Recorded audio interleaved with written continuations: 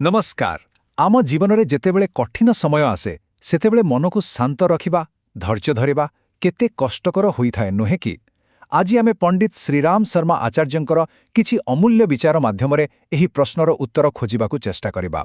एही यात्रारे समस्तंकु अनेक अनेक स्वागत। तेबे आजिर आलोचनारे आमे कोन सबु देखिबा आमे एही 6टी मुख्य विषय उपरे कथा हबा। आमे आरंभ करिबा एही कथारू जे विपद जीवनर एक सत्य आउ शेषरे आमे जानिबा जे किपरि सेही विपदकू निजर सबुठु बड़ सामर्थ्यरे परिणत करा जाई पारे। तेबे चलंतु आरंभ करिबा। हाँ तेबे आसंतु आमर प्रथम पाहाचरू आरंभ करिबा। सबुठु प्रथमे एही मौलिक सत्यकू स्वीकार करिबाकू पड़िबो जे जीवनरे कठिन परिस्थिति आसीबा स्वाभाविक। एहा ठीक दिन परे राति आसीबा भली किंबा सुख परे दुख आसीबा भली। एहाकू आमे एड़ाई देई पारिबा नाही। एहा जीवनर एक अंश विशेष। आउ देखंतु एही कथाटीकू केते सुंदर भाबरे एठी कुहा जाईछि। जेमिति गोटिए रथ आगुकू बढ़िबा पई दुईटी जाक चक दरकार, ठीक सेमिति जीवनरे संतुलन रखी आगुकू बढ़िबा पई सुख आउ दुख दुईटी जाक अनुभव निहाती आवश्यक। गोटिए बिना आउटीर कोनोसी अर्थ नाई। तेबे प्रश्न उठुछि एही कष्ट आम जीवन को काहीकि आसे। आसंतु एहा पछर प्रकृत उद्देश्य को बुझिबा। मने रखिबाकू हेबो विपद कोनोसी दंड नुहे बरं एहा आमर आत्मविकास एवं आत्मशुद्धि पई एक सुजोग जहा एक भिन्न रूपरे आसीथाए। एहाकू बुझिबा पई गोटे बहुत बढ़िया उदाहरण निया जाई पारे। तिक्त औषधर आमे जानिछे औषध पिता लागे किंतु ताहा ही शरीर को भितरु सुस्थ अनिरोग करे। ठीक सेहीपरि जीवनर किछि कटु अनुभव आमकू भितरु अधिक शक्तिशाली एवं निर्मल करिबा पई ही आसीथाए। आउ गोटिए उदाहरण देखंतु सुनार। आमे समस्ते जानिछे सुनाकू जेते नियारे तपा जाए ता भितरु सेते अपमिश्रण बाहरी जाए और तार प्रकृत चमक देखा जाए। ठीक सेमिति कठिन परिस्थितिर एही अग्नि परीक्षा आम भितरर दुर्बलता को दूर करी आमर प्रकृत शक्ति को सामना को आनी थाए। तेबे एथिरु आमे कोन बुझिले? विपद हेउछि सेही शिल्पीर निहाण जहा आमर चरित्र को गढ़ी थाए, आमर आंतरिक सौंदर्य को निखारी थाए।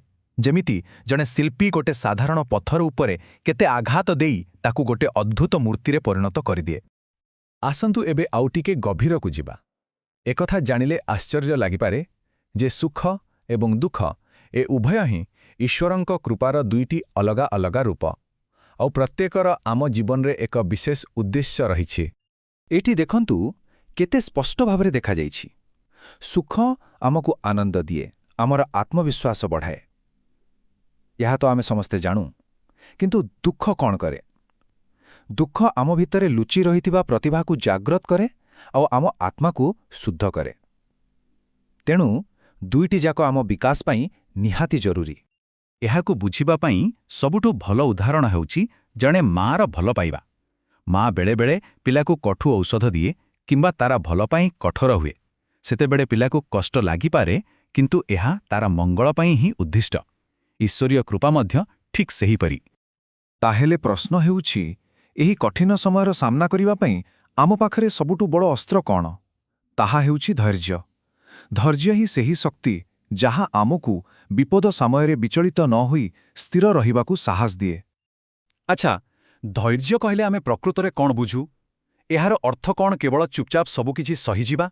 ना, बिल्कुल नहे। धैर्य होछि मानसिक दृढ़ता, कठिन परिस्थिति भी शांत और स्थिर रही निज लक्ष्य पथरे आगेबार कला। एहा ही आम भितरर शक्तिर मूलदुआ।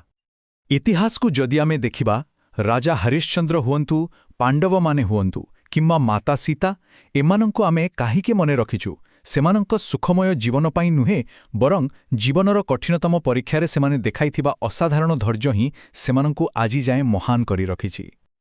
हौ एते सबु तत्व कथा तो आमे बुझिले, किंतु प्रकृत जीवन रे एहाकू केमिति प्रयोग करिबा। एबा आसंतु किछि व्यावहारिक उपाय विषय जानिबा जहाद्वारा आमे निज मन को शांत रखि पारिबा। आउ एहार चाबिकाठी हेउछि वर्तमान मुहूर्तरे बंचिबा। यार रास्ता बहुत सरल, मात्र 3टी सोपान। प्रथमतः अतीतरू शिक्षा ग्रहण करंतु किंतु ताकू नै दुख किंबा अनुताप करंतु नाही। द्वितीयरे आपणकर समस्त शक्ति एवं ध्यान वर्तमानर काम उपरे लगांतु। आउ तृतीयरे भविष्यत पई योजना करंतु किंतु ताकू नै अजथा चिंतित किंबा भयभीत हुअंतु नाही। आउ एठी आउ गोटे बहुत जरूरी कथा बुझिबार अछि। योजना करिबा आउ चिंता करिबा भितरे फरक। ଯୋଜନା କରିବା ଏକ ସକାରାତ୍ମକ କାମ, ଏହା ଆମକୁ ସମସ୍ୟାର ସମାଧାନ ପାଇଁ ରାସ୍ତା ଦେଖାଏ। କିନ୍ତୁ ଚିନ୍ତା କରିବା, ଏହା କେବଳ ଆମର ଶକ୍ତି ଆଉ ଉତ୍ସାହକୁ ନଷ୍ଟ କରେ, ଆଉ ଗୋଟେ ଛୋଟ ସମସ୍ୟାକୁ ବି ପାହାଡ଼ ଭରି ବଡ଼ କରିଦିଏ। ତେବେ ଆମେ ଏହି ପୂରା ଆଲୋଚନାର ଶେଷ ପର୍ଯ୍ୟାୟରେ ପହଞ୍ଚିଗଲେ।